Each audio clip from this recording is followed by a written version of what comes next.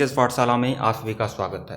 उत्तर प्रदेश मुख्य सेविका की टेस्ट सीरीज संख्या 13 है मित्रों, और इसके पहले का वीडियो अगर आप लोगों ने नहीं देखा है तो प्लेलिस्ट में जाइएगा। यूपी मुख्य सेविका टेस्ट सीरीज के नाम से प्लेलिस्ट बनी हुई है, प्लेलिस्ट में जाइए, सभी वीडियो को फॉलो करिए, सभी वीडियो को देखिए। यह टेस्ट सीरीज आप लोग देख सकते हैं, 36 पेज का यह टेस्ट सीरीज है और टेस्ट सीरीज का पीडीएफ है, और इसमें आप लोग देख सकते हैं इसमें कुल 175 क्वेश्चन की यह पूरी टेस्ट सीरीज है। और ऐसी बात नहीं है, इसके पहले भी कम से कम 175 या 180 क्वेश्चन की पूरी टेस्ट सीरीज की पीडीएफ थी जो मुख्य सेविका के लिए ही था, और वह मैं पूरी तरह से फिनिश कर दिया हूँ। तो यह 13वां टेस्ट सीरीज है, 13वां भाग है वीडियो का, और वह टेस्ट सीरीज का जो पीडीएफ है वह व्हाट्सएप ग्रुप में डाला हूँ। डिस्क्रिप्शन में लिंक है व्हाट्सएप ग्रुप का, आप लोग ज्वाइन कर सकते हैं व्हाट्सएप, वहाँ देख सकते हैं, वहाँ पीडीएफ मैं डाला हूँ। और इस तरह से ऐसे कम से कम 250 से 300 मटेरियल आपको पीडीएफ फॉर्मेट में मैं दूंगा।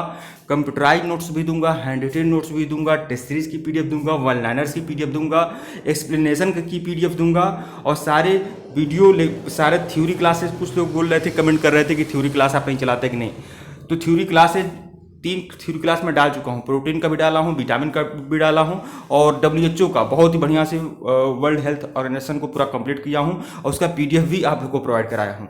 तो कम से कम 250 से 300 मटेरियल्स आपको पीडीएफ फॉर्मेट में मिलेंगे, जब तक निःशुल्क मिल रहा है। और क्योंकि आप लोग जान रहे हैं कि बहुत सारी इसमें दिक्कत हो रही है, पूरा टीम वर्क काम करती है, तो बहुत कुछ हो नहीं पा रहा है। जैसा भी होगा, अगर पेड क्लास चलाना होगा, पेड कोर्स देना होगा पीडीएफ फॉर्मेट में, तो वो मैं दूंगा, क्योंकि जब तक दे सकता हूं तब तक दे सकता हूं। आप समझ ही रहे हैं। हालांकि मैंने प्रयास किया था, मैं खुद कोशिश करता हूं कि आपको ज़्यादा से ज़्यादा फ्री में दे दिया जाए।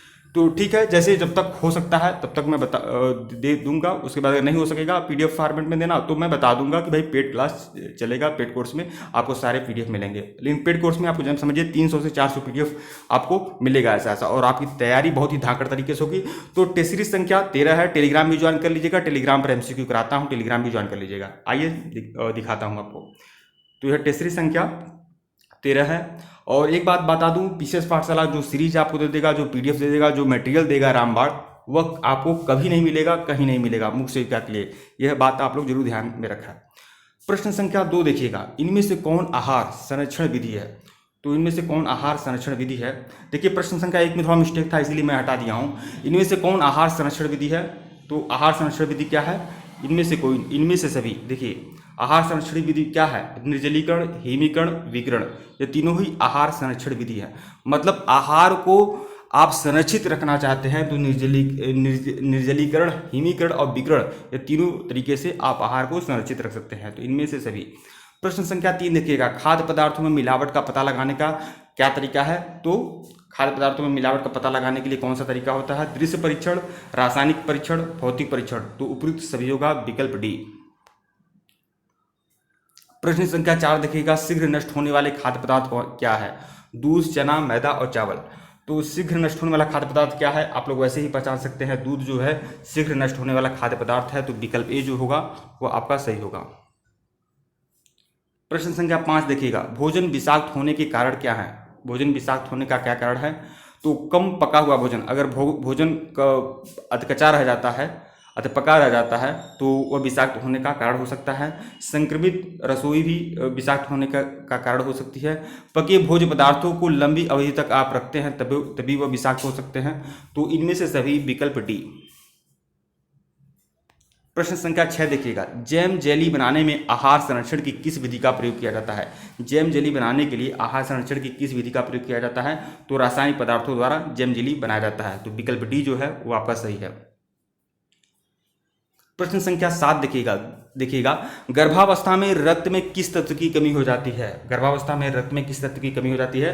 तो इसमें कैल्शियम की कमी हो जाती है। विकल्प बी जो है वो आपका सही है। ये इंपॉर्टेंट प्रश्न है, ध्यान रखिएगा। इस तरह के प्रश्न हो तो आप अपने दिमाग में अच्छी तरह से बैठा लीजिए। प्रश्न संख्या 8 देखिएगा, मानव शरीर में शक्ति प्रदान करता है। मानव शरीर में शक्ति प्रदान करता है, तो कार्बोहाइड्रेट जो होता है मानव शरीर में शक्ति प्रदान करता है। विकल्प बी जो है वो आपका सही है। प्रश्न संख्या 9 देखिएगा, 6 माह के बच्चों का कैसा आहार देना चाहिए? 6 माह के बच्चों को कैसा आहार देना चाहिए? पूरक आहार, तरल आहार, अर्ध तरल आहार या ठोस आहार? तो 6 माह के बच्चों को कैसा आहार देना चाहिए? तो तरल आहार देना चाहिए, तरल आहार देना चाहिए। विकल्प बी। 6 माह के बच्चों को कैसा आहार देना चाहिए? तरल आहार। तरल आहार आप जानते हैं, जैसे मान लीजिए दाल होता है, दाल में पतली पतली रोटी खूब मिलाकर खूब उसको पीस कर लोग दे देते हैं, तो उसे तरल आहार कहते हैं। मतलब तरल आहार हो, ठोस न हो। प्रश्न संख्या 10 दे दीजिए, 10 देखिएगा। कुपोषण का कारण नहीं है। कुपोषण का कारण क्या नहीं है? तो स्वास्थ्य एवं स्वस्थ पौष्टिक भोजन। स्वच्छ एवं स्वस्थ पौष्टिक भोजन जो है और कुपोषण का कारण नहीं है, ये तो आप लोग जानते हैं। बाकी निर्धनता, अत्यधिक कार्य, नींद की कमी, यह आपका कुपोषण के कारण हो सकते हैं। प्रश्न संख्या 11 देखिएगा। लार में रहता है। लार में क्या होता है? लार में टाइलिन और माल्टोज दोनों एंजाइम होती है, टाइलिन और माल्टोज, जो लार में रहती हैं। तो विकल्प बी जो है वो आपका सही है, टाइलिन। प्रश्न संख्या 12 देखिएगा। खेसारी दाल खाने से हो जाता है। खेसारी दाल खाने से हो जाता है, यहाँ पर कुछ मिस्टेक है। खेसारी मतलब खेसारी दाल, खेसारी का मतलब ये समझिए खराब दाल। अब कुछ क्लियर नहीं लिखा है, लेकिन खेसारी का यहाँ पर कुछ लग रहा है कट फिट गया है, तो यहाँ मतलब खराब समझिए, खराब दाल खाने से क्या हो जाता है? तो पैरों में लकवा, मतलब खेसारी दाल, अब पता नहीं खेसारी का क्या अर्थ है, पैरों में लकवा हो जाता है। तो विकल्प बी जो है वो आपका सही है। प्रश्न संख्या 13 देखिएगा। सबसे शुद्ध जल होता है, तो सबसे शुद्ध जल होता है वर्षा का जल। सबसे शुद्ध जल होता है वर्षा का जल। बहुत सारे लोग कंफ्यूज होंगे और इस पर ज्ञान देने चले जाएंगे लोग। देखिए, सबसे शुद्ध जल होता है वर्षा का जल होता है, और यह कैसे होता है, इसको उस अर्थ में मत आप समझिए कि वर्षा का जल सबसे शुद्ध होता है तो आप पी लीजिए, ऐसा कुछ नहीं है। वर्षा का जल जो होता है सबसे शुद्ध होता है।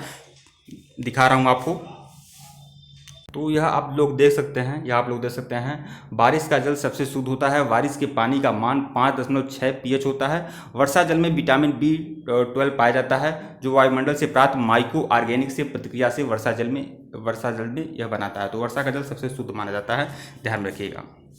अब इस तरह के प्रश्न आ जाएं तो तमाम लोग सोचेंगे कुएं का जल सबसे शुद्ध होगा, और समुद्र का सबसे शुद्ध होगा, नदी का सबसे शुद्ध होगा, ऐसा सोच लेंगे। तो प्रश्न संख्या 14 देखिएगा। भारत की स्वास्थ्य समस्या क्या है? हमारे देश भारत की स्वास्थ्य समस्या क्या है? संक्रामक रोगों की समस्या, बढ़ती जनसंख्या की समस्या, पोषण की समस्या, या इनमें से सभी? तो इनमें से सभी होगा, मतलब विकल्प डी, ये सभी स्वास्थ्य समस्याएं हैं हमारे देश में। प्रश्न संख्या 15 देखिएगा। धात्री अवस्था में कितनी अतिरिक्त कैलोरी की आवश्यकता होती है? मतलब गर्भवती अवस्था में कितनी अतिरिक्त कैलोरी की आवश्यकता होती है?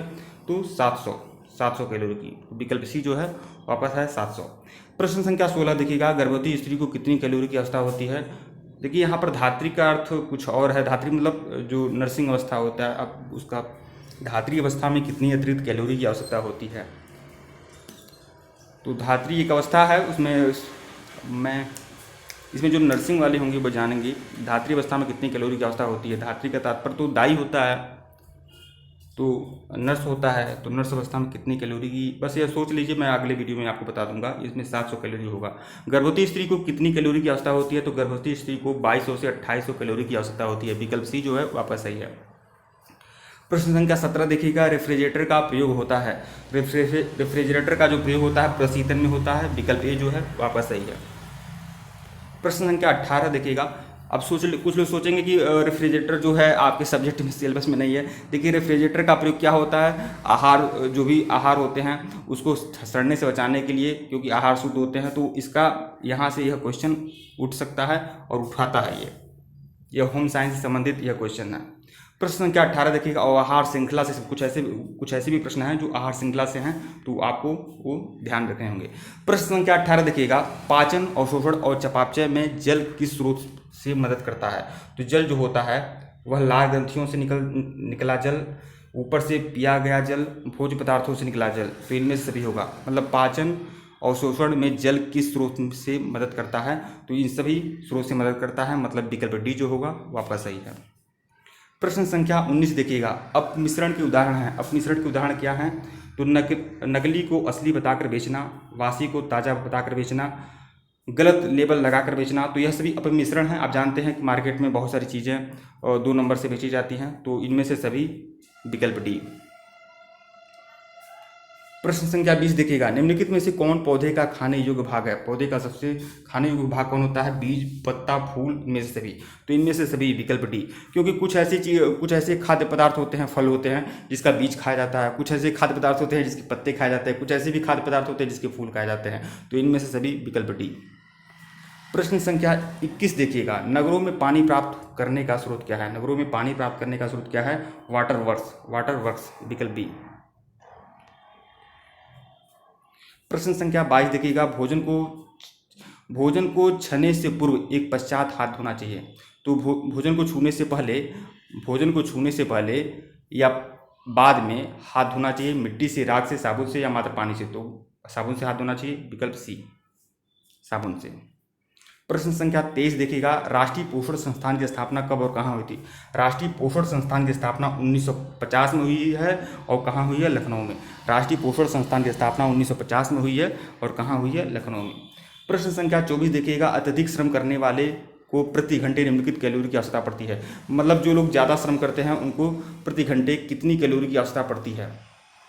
तो 150 से 300 कैलोरी, 150 से 300 कैलोरी की आवश्यकता पड़ती है। यहाँ पर कैलोरी का मतलब यहाँ पर अतिरिक्त कैलोरी है, ऐसा नहीं सिर्फ और सिर्फ 150 से 300 कैलोरी, मतलब जितनी कैलोरी चाहिए उससे ज़्यादा 150 से 300 कैलोरी उन्हें और चाहिए। जो ज़्यादा पसंद करते हैं उनको 150 से 300 कैलोरी की आवश्यकता और होती है।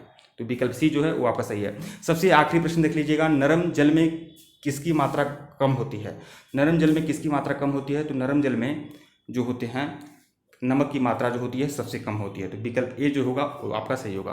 ठीक है मित्रों, वीडियो को लाइक और चैनल को सब्सक्राइब करेगा। टेलीग्राम बिल्कुल ज्वाइन करेगा, टेलीग्राम पर MCQ कराए जाते हैं। व्हाट्सएप ग्रुप जरूर ज्वाइन कर लीजिएगा, वहाँ पर भी कुछ थोड़ा बहुत जो भी फ्री PDF है जो दे सकता हूँ वह देता रहता हूँ। और व्हाट्सएप ग्रुप थोड़ा बहुत PDF देने के लिए, इमेज नोट्स देने के लिए, या फिर कोई इन्फॉर्मेशन आप लोगों तक पहुंचाना होता है उसके लिए व्हाट्सएप ग्रुप बनाया गया है। या फिर आपको भी अगर कुछ पर्सनल इन्फॉर्मेशन लेना हो तो आप भी मैसेज कर सकते हैं, किसी भी समय आप लोग मैसेज कर सकते हैं। मैसेज करने में कोई दिक्कत नहीं है और इसीलिए व्हाट्सएप ग्रुप बना दिया गया है कि आप व्यक्तिगत रूप से भी जुड़ सकते हैं।